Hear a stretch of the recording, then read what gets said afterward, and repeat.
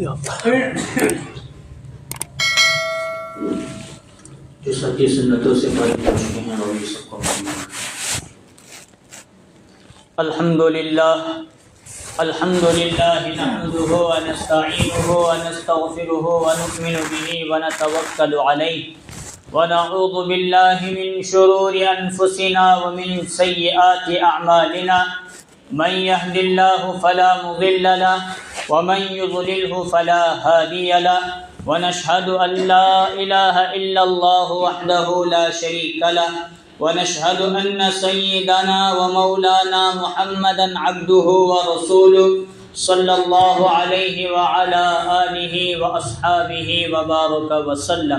وبارك وسلم تسليما كثيرا أما بعد فأعوذ بالله من الشيطان الرجيم بسم الله الرحمن الرحيم يا أيها الذين آمنوا اتقوا الله حق تقاته ولا تموتن إلا وأنتم مسلمون وقال النبي صلى الله عليه وسلم أوصيكم بتقوى الله أو كما قال عليه الصلاة والسلام صدق الله العظيم وصدق رسوله النبي الكريم رب اشرح لي صدري ويسر لي أمري واحلل عقدۃ من لسانی یفقہوا قولی۔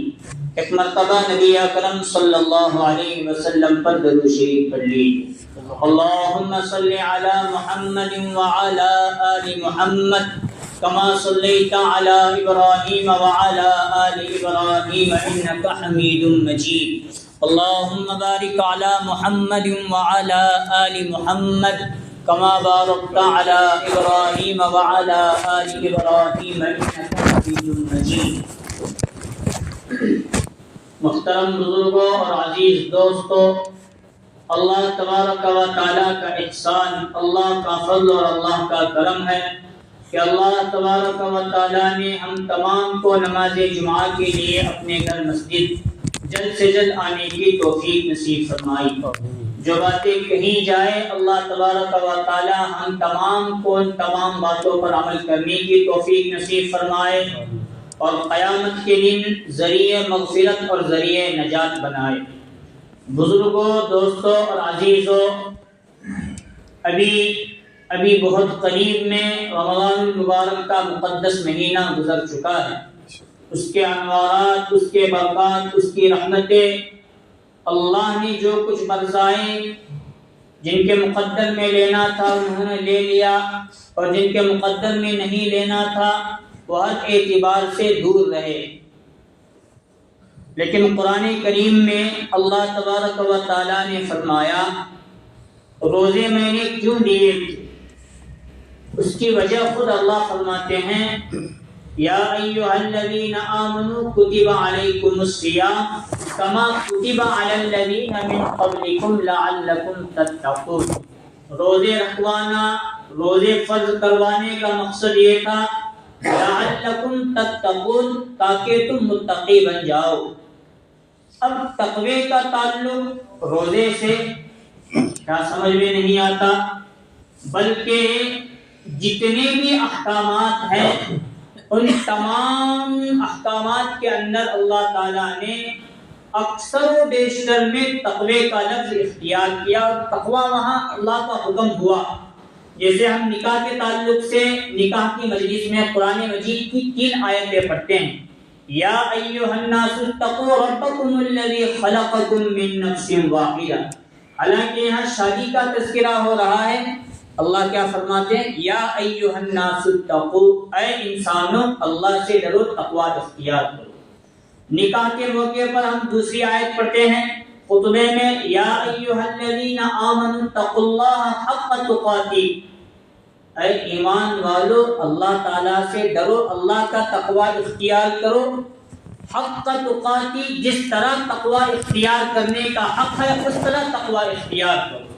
اور تیسری آیت کیا پڑھتے ہیں یا ایھا الذین آمنوا اتقوا اللہ وقولوا قولا سدیدا، اے ایمان والو اللہ تعالیٰ سے ڈرو اور سیدھا راستہ اختیار کرو۔ اب نکاح کی 3 آیتیں خطبے کے اندر پڑھنا مسنون، انہی 3 آیت کے اندر اللہ تعالیٰ تقوی کا حکم دے رہے ہیں۔ رمضان کا مہینہ گیا، روزے فرض ہونے کے تعلق سے اللہ نے فرمایا لعلکم تتقون، تاکہ تم کیا بن جاؤ؟ بولو کیا؟ روزے دار بن جاؤ، متقی بن جاؤ، اللہ سے ڈرنے والے بن جاؤ، تقوی اختیار کرنے والے بن جاؤ۔ گویا رمضان کا جو مہینہ آیا تھا ہمیں پوری زندگی اور پورا سال متقی بنانے کے لیے آیا۔ حضرت امام ربانی مجدد الفسانی شیخ احمد سرہندی رحمۃ اللہ علیہ فرماتے ہیں کہ اللہ تبارک و تعالیٰ نے رمضان کے مہینے کو گویا پورے سال کا دل بنایا ہے۔ کیا انہوں نے ابھی واپس رمضان گیا، ابھی رمضان کا تذکرہ کی تھی کہ روزے جلدی لانے کا مولانا کا اشارہ ہے، ان کا حساب نہیں۔ اب میں اصل عنوان پر آتا ہوں۔ کیا بول رہا تھا میں؟ ہاں، حضرت مجدد الفسانی رحمۃ اللہ علیہ فرماتے ہیں جیسے انسان کے سینے کے اندر ایک دل ہوتا ہے، اگر وہ دل چل رہا ہو تو پورا انسان صحیح سالم موجود رہے گا، اور اگر دل بند ہو جائے تو کیا ہوگا؟ انا للہ و انا الیہ راجعون پڑھ کر اعلان کرنا پڑے گا۔ اسی طرح حضرت فرماتے ہیں پورے سال اور پورے مہینے کا دن رمضان مبارک کا مہینہ ہے۔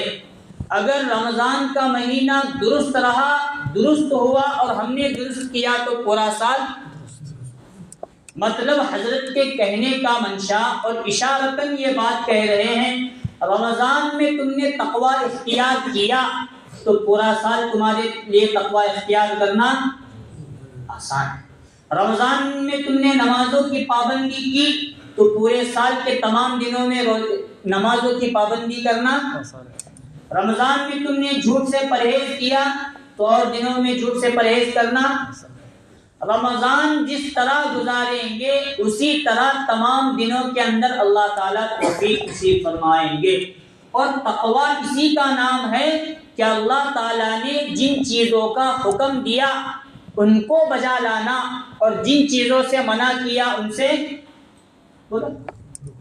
رک جانا، پرہیز کرنا، بچ جانا۔ اللہ نے انہی چیزوں کا حکم رمضان میں بھی دیا کرنے کا اور دنوں میں بھی کرنے کا حکم دیا۔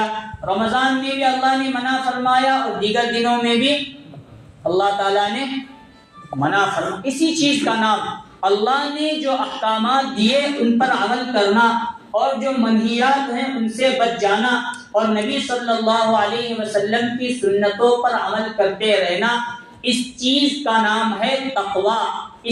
اور تقوی کا معنی ہوتا ہے اللہ سے ڈرنا، پرہیزگاری اختیار کرنا۔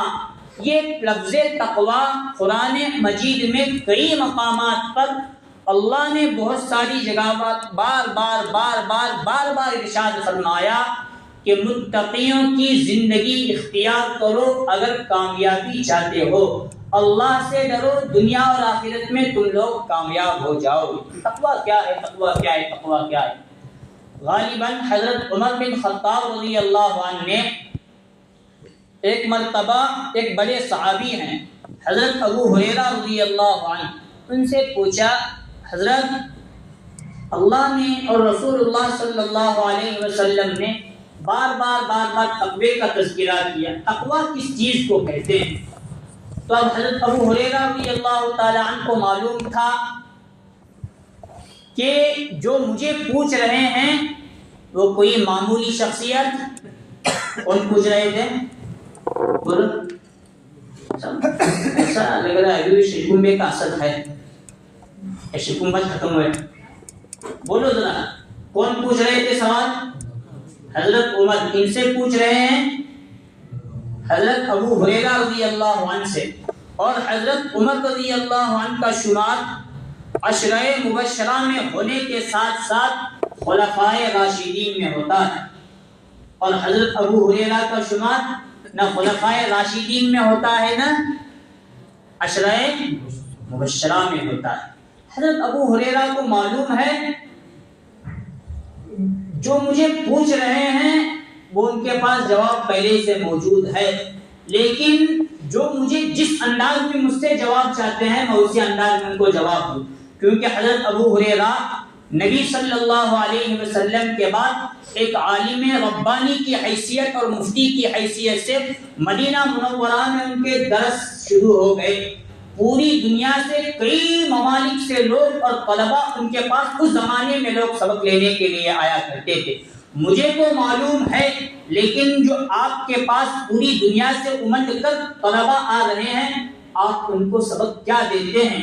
میں تو قرآن اور اللہ کے نبی اور اللہ کا منشا تو سمجھ چکا ہوں، لیکن اب کی جو عوام آ رہی ہے ان کو کس طرح آپ سمجھاتے ہیں؟ ایک تو مطلب یہ تھا، اور دوسرا مطلب خود کو بھی اس جواب کا لینا منظور تھا۔ تو حضرت ابو ہریرہ رضی اللہ عنہ نے فرمایا، اے امیر المؤمنین خلیفۃ المسلمین، کیا آپ نے کبھی کانٹے دار درختوں کی طرف اپنا سفر کیا ہے؟ کسی جنگل کی طرف آپ نے سفر کیا ہے؟ تو حضرت عمر رضی اللہ عنہ نے فرمایا، ہاں کانٹے دار درختوں کے یہاں سے میرا گزرنا آنا جانا بار بار ہوا ہے۔ تو حضرت ابو ہریرہ نے ان سے سوال کیا، جب آپ کانٹے دار جنگل اور درختوں کی طرف سے گزرتے ہیں تو کس طرح گزرتے ہیں؟ کیا اپنے ہاتھوں کو لمبا چوڑا کر کے اپنے جبے قبے کو اچھا لے کر چلتے ہیں یا سنبھال کر چلتے ہیں؟ تو حضرت عمر رضی اللہ عنہ نے جواب دیا، جب کانٹے دار سائے اور درختوں کی طرف سے میں جانا شروع کرتا ہوں تو کسی کانٹے کہ درخت اور کانٹے میں میرا کپڑا نہ پھنسے، میری چادر، میری جبہ، میری لنگی اور ازار نہ پھنسے، اس لیے میں اپنے آپ کو بھی سمیٹ لیتا ہوں اور اپنے کپڑوں کو بھی۔ اسی چیز کا نام تقویٰ ہے، یعنی زندگی میں اس طرح زندگی گزار کر چلنا۔ گناہ اس طرح بھی آپ کو دعوت دیں گے، گناہ اس طرح بھی موجود ہیں، لیکن گناہوں سے بچتے ہوئے، اللہ کے احکامات کو پورے کرتے ہوئے، اللہ کے منہیات سے عمل کرتے ہوئے اپنی زندگی کو سمیٹ کر گزار کر لے جانا کہ حتی الامکان ہم سے گناہ کم ہو جائے، حتی الامکان منہیات پر ہم عمل کرنے والے کم بن جائے، اس طرح زندگی گزارنا۔ اللہ نے جن چیزوں کا حکم دیا ان کو کرنا اور جن چیزوں سے منع کیا ان سے بچ کر زندگی گزار لینا، اسی کا نام تقویٰ ہے، اور تقوی کا مطلب ہے اللہ سے ڈر جانا۔ ہمیں کیا تقویٰ سمجھتے ہیں؟ رمضان آیا تو ہم سے زیادہ متقی کون چلے؟ حضرت خواجہ معین الدین چشتی اجمیری کا بھی نمبر بعد میں، اور پیرانی پیر شاہ عبد القادر جیلانی کا نمبر بھی ہمارے بعد میں چاہتا ہے۔ رمضان آیا تو ہاں، اور باقی دنوں میں پہلا نمبر ہمارا اور شیطان کا نمبر بعد میں آتا ہے۔ مطلب اس طرح ہم گزرتے ہیں۔ تقویٰ ہم کیا سمجھتے ہیں؟ رمضان آیا تو صبح سے لے کر شام تک کھانا پینا بند، اور رات سے لے کر واپس صبح تک جلدی آرام کرنا، پھر نمازوں کی فکر کرنا، ٹھیک اچھی چیز ہے۔ اور رمضان میں جو چیزیں حلال ہیں وہ بھی روزے کی وجہ سے حرام ہو جاتی ہیں، کہ نہیں؟ جیسے کھانا پینا عام دنوں میں حلال، لیکن رمضان میں ہاں، اس وقت جو کیفیت ہوتی ہے، میں روزے کی حالت میں ہوں، اللہ مجھے دیکھ رہا ہے، روزہ رکھنا اللہ کا حکم ہے، بندہ ڈرتا ہے اور کھانے پر قدرت بھوک پیاس سب ہونے کے باوجود بھی نہیں کھاتا۔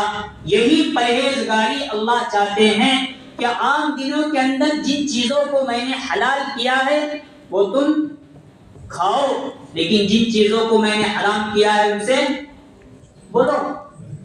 ہاں، یہی چاہتے ہیں اللہ تعالیٰ۔ رمضان میں تم غیبت، جھوٹ، ہر چیز سے پرہیز کرتے ہو، یہ رمضان تک محدود نہیں بلکہ عام دنوں کے اندر بھی جھوٹ سے، غیبت سے اور برائیوں سے مکمل بچنا بہت ضروری۔ رمضان میں روزے فرض ہیں تو عام دنوں میں بھی، رمضان میں نمازیں فرض ہیں تو عام دنوں میں بھی نمازیں فرض ہیں۔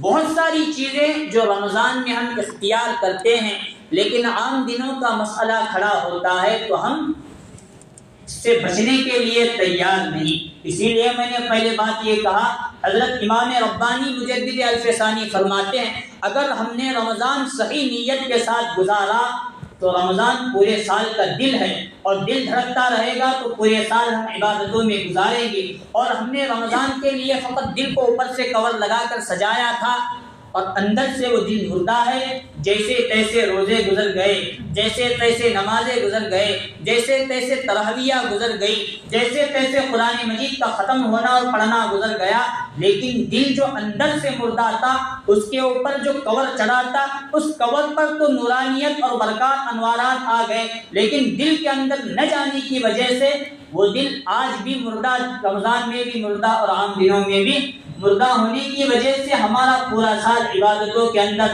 تقویٰ گزارنے کے اندر, متقی بننے کے اندر ذرہ برابر بھی نہیں گزرے گا.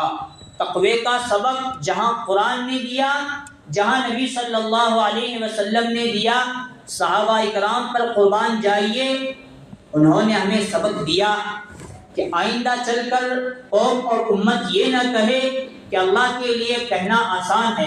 نبی صلی اللہ علیہ وسلم تو تمام انبیاء کے سردار ہیں, ان کے لیے کہنا اور کرنا بہت آسان ہے, لیکن ہم جیسوں کے لیے تقوی پر عمل کرنا بڑا مشکل ہے. یہ جملہ ہماری زبان سے نہ نکلے, اس لیے صحابہ اکرام نے بھی اس پر عمل کر کے ہمیں, حالانکہ جتنے گناہ صحابہ اکرام نے زمانہ جاہلیت میں کیے, میں پیدا ہونے سے لے کر آج تک, آج سے لے کر قیامت موت تک کرتے رہوں گا, تو صحابہ اکرام جیسے گناہ بھی ہم لوگ, مثال دیتا ہوں, کیا ہم میں سے کسی کے اندر اپنی بچی جو چھوٹی ہے زندہ درگور کرنے دفنانے کی ہمت ہوگی؟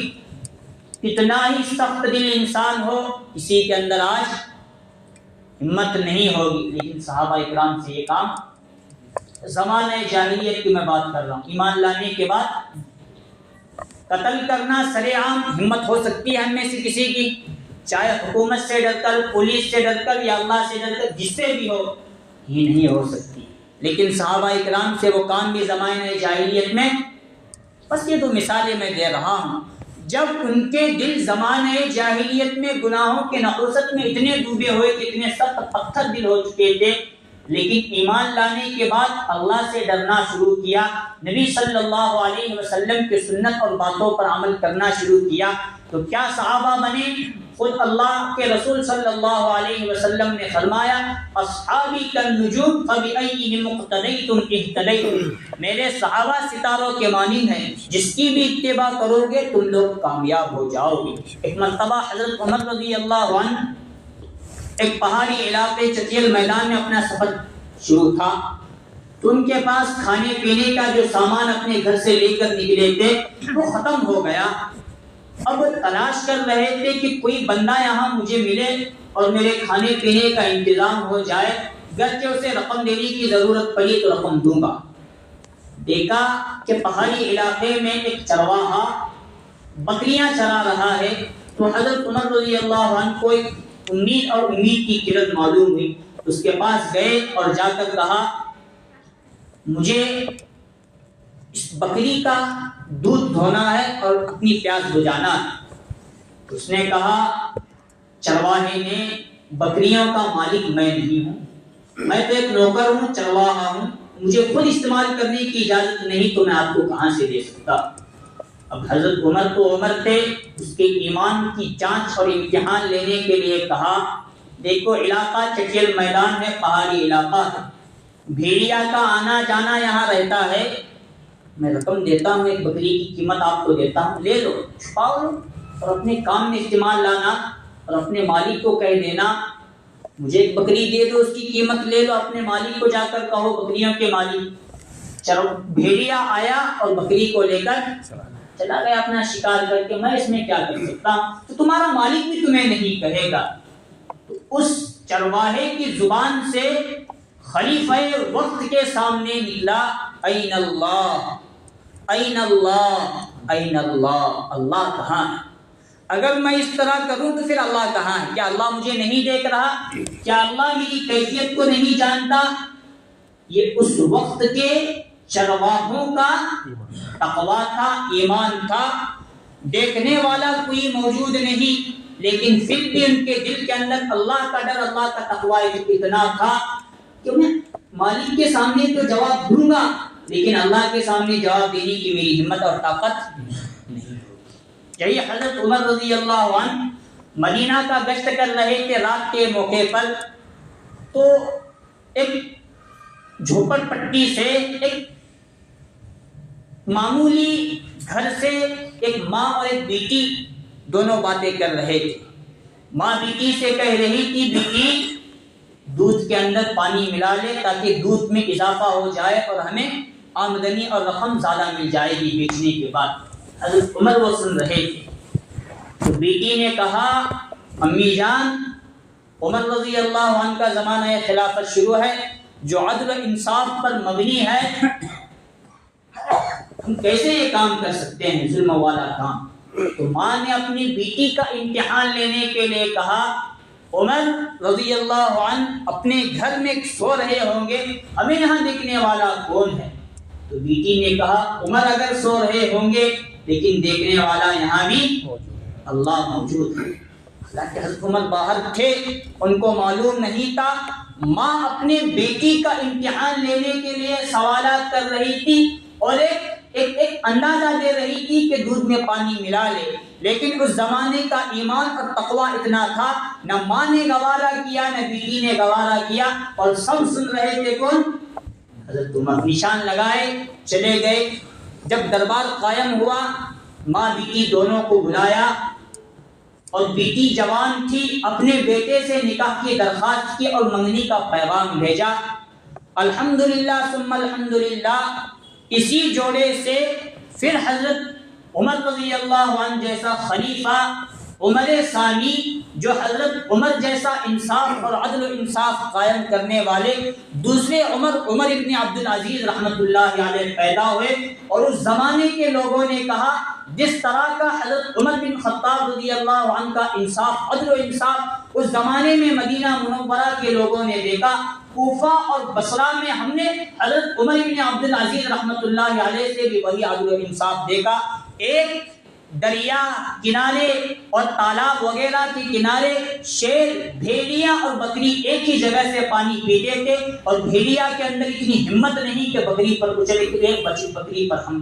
یہ اس وجہ سے تھا کہ اس زمانے میں عدل و انصاف تھا، ایمان تھا اور اللہ سے ڈرنا تقویٰ اختیار کرنا تھا. لیکن آج ہم لوگوں کے پاس ہم سمجھتے ہیں کیا رمضان میں بس لقمہ نہیں ڈالتے، حلال بھی نہیں ڈالتے تو حرام بھی نہیں ڈالتے، بس رمضان گیا تو باقی دنوں میں ہمیں کیا کرنے کی ضرورت نہیں. سر کے بالوں سے لے کر پیر کے ناخن تک رمضان میں بھی اللہ سے ڈرتے رہنا ہے اور رمضان کے دیگر دنوں میں بھی اللہ سے ڈرنا ہے.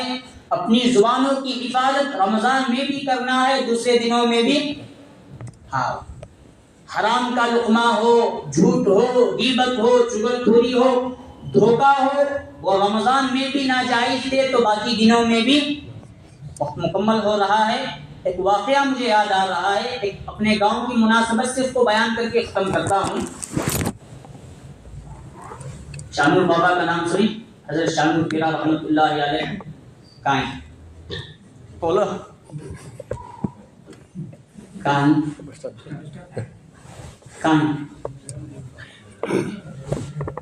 کہانی جیسا کریکٹ. اصل میں ان کی مزار ہے، سما میں بھی ہے. اسی طرح میں نے شاید چپڑی کے بارے میں بھی سنا ہے. اور میں کرویش میں 2 سال رہا تو غالباً ہو سکتا ہے کہیں بھی ان کا سفر ہو، اچانک انتقال ہو، کہیں بن گئی ہو. ورنہ جہاں تک غالب گمان ہے، کیا نام بولا میں؟ حضرت شانور یا شانور ولی رحمۃ اللہ علیہ، ان کی اصل مزار ہے کروشی کے اندر. اور وہاں کا وہاں کا دبدبا سب ایک الگ ہی نرالا باغ ہے. تو میں جامع مسجد ہو، وہاں کی درگاہ مسجد ہو، درگاہ سے ٹچ، ان کی درگاہ مسجد سے ٹچ، جماعتیں وغیرہ گئی دیکھتے ہیں.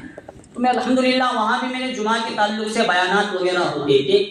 تو ہمارے ایک ذرا وہاں ایک ڈاکٹر صاحب تھے، خاص جان پہچان. تو ہم لوگ رات میں ان کے پاس گئے تھے، چائے کے تعلق سے پیے، چائے ناشتہ وغیرہ کر کے واپس نکلے. لیکن وہ بڑے پریشان تھے. دوسرے دن واپس ہم لوگ گئے تو ان کی کیفیت ایسی ہوئی، گھر کے اندر انہوں نے پنجرا بنایا تھا، اس پنجرے کے اندر اپنی ماں کو رکھا تھا. اور ماں کل کی اچھی لیکن دوسرے دن ہو گئی تھی پاگل. اب اس کی وجہ انہوں نے بتایا. جو بات سلسلے سے پہنچی وہ میں آپ تک رکھتا ہوں. ہو سکتا ہے کچھ غلط بھی ہو جائے، سچ بھی بات ہو سکتی ہے یا جھوٹ بھی، لیکن جہاں تک بات پہنچانے والے معتبر ہیں، اس لیے میں اس بات کو آگے نقل کر رہا ہوں۔ تو ہم نے پوچھا وجہ کیا؟ کل تک تو ٹھیک، لیکن آج جا کر، اور کمال کی بات، میں نے اور ایک تو عورت کا مسئلہ یہ، اور ایک بزرگ کا مسئلہ دیکھا، داڑھی ہے، جبہ ہے، سنت ہے، نمازوں میں بھی کھیلتے ہیں، لیکن اچانک ان پر پاگل پن کے دورے پڑتے ہیں، اس کی بھی وجہ۔ اب یہ دونوں واقعات یاد رکھو، واقعے کو میں آگے بڑھاتا ہوں۔ کہنے والوں نے وہاں کہا، جب ہمارے یہاں حضرت شاہ نور ولی رحمۃ اللہ علیہ تشریف لائے تھے تو انہوں نے اپنی بیٹی ایک خاندان میں دی تھی، اور وہاں سے ان کا نواسا خاندان ہوا نا، نسب آگے بڑھنے لگی۔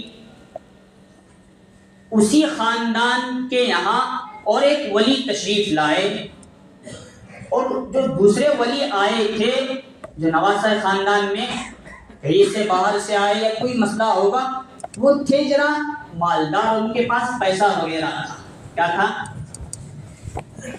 اب اس خاندان کے 2-3 لوگوں نے زہر پلا کر اس ولی کا قتل کیا۔ بات سمجھ میں آئی؟ مرتے وقت ان کو اس بات کا احساس ہوا کہ مجھے موت اللہ کی طرف سے قدرتی موت نہیں، بلکہ مال لینے کے لیے، اور وہ مال لے رہے تھے، ان کے انتقال ہوتے وقت مجھے قتل کر کے، مجھے زہر پلا کر کے مال ہڑپ کرنے کے لیے میری خدمت کر رہے تھے۔ اسی حالت میں انہوں نے بد دعا دی کہ جس عمر میں میں مر رہا ہوں، اسی طرح اسی عمر میں تمہاری اولادیں، تمہاری نسلیں پیڑھیاں رگڑ کر پاگل ہو کر مری۔ میں جو عورت کا واقعہ بول رہا ہوں، ایک ایسے عظیم شخص کا نام لے سکتا ہوں جن میں سے اکثر عمر کے لوگ یہاں کے ان کے دوست ہیں، بہت قریب کا ان کا ہے، لیکن میں وہ نام لے کر ان کی توہین کرنا نہیں چاہتا۔ اگر میرے اس واقعے پر کسی کو شک ہو تو میں بتاؤں، میں ان کا نام لے سکتا ہوں، لیکن نام لینا ان کی عزت، ان کے ادب و اکرام میں ان کا لحاظ رکھتے ہوئے میں لینے کے لیے تیار نہیں۔ تو ان سے ہم نے یہ سن کر، اس عمر میں آنے کے بعد آج تک ہماری وہ نسلیں ان کی بد دعا کا اثر لے کر جا رہی ہیں۔ تو کیا اصل میں ایک تقوی کا مسئلہ تھا، لیکن مال کی لالچ اور دھوکے کے لالچ نے ایک ولی کے خاندان کو ولی کی بد دعا میں وقتے جو 2-3 کرے، ان کی کنبہ یا ان کا برقع جو ہمیں کہتے ہیں، ان کے لیے یہ بد دعا ہے، ورنہ پورے نسل کے لیے حضرت شاہ نور پیرا رحمۃ اللہ علیہ کی پورے نسل کے لیے دوسرے ولی نے۔ اصل میں سوچنے کی بات ہے، جب تقوی ان لوگوں نے بھی اختیار نہیں کیا تو ان کے لیے اس طرح کی بد دعائیں ہو سکتی ہیں۔ جب ہم تقوی اختیار نہ کریں، اللہ کی طرف سے لعنتیں ہمارے لیے کتنی۔ اس لیے تقوی، اللہ سے ڈرنا، یہ رمضان میں بھی ہے اور رمضان کے علاوہ بھی تقوی اختیار کرنا بہت ضروری ہے۔ دھوکہ ہے، چغل خوری ہے، غیبت ہے، حرام کھانا ہے، جھوٹ ہے، جتنے خرافات، جتنے منہیات ہیں، منائی چیزیں ہیں، ان سے بچنا یہ رمضان میں بھی ضروری اور عام دنوں میں بھی۔ جن احکامات کا حکم اللہ تعالیٰ نے دیا کرو، وہ رمضان میں بھی کرنا ضروری اور عام دنوں میں بھی کرنا ضروری۔ اسی چیز کا نام تقویٰ ہے۔ اللہ سے ڈرنا یہ ہم لوگوں کے لیے بہت ضروری۔ جب اللہ ہے، اللہ سے ڈرنا ہے، اس کا استحضار ہمیں ہوگا، ہم سے بڑے بڑے گناہ ہو ہی نہیں سکتے۔ جب اللہ ہے، اللہ سے ڈرنا ہے، اللہ کو راضی کرنے کا استحضار ہمارے سے ہوگا، تب ہر جو مشکل احکامات ہمیں لگتے ہیں ان پر بھی عمل کرنا ہمارے لیے بہت آسان ہو۔ اس لیے اللہ تعالیٰ سے دعا ہے، اللہ تبارک و تعالیٰ ان کہی ہوئی باتوں پر ہم تمام کو عمل کی توفیق نصیب فرمائے، متقی بنائے، پرہیزگار بنائے، نیکوں کے ساتھ رہنے اور نیکوں کے ساتھ اللہ تعالیٰ ہمارا حشر فرمائے۔ آمین۔ وآخر دعوانا الحمدللہ رب العالمین۔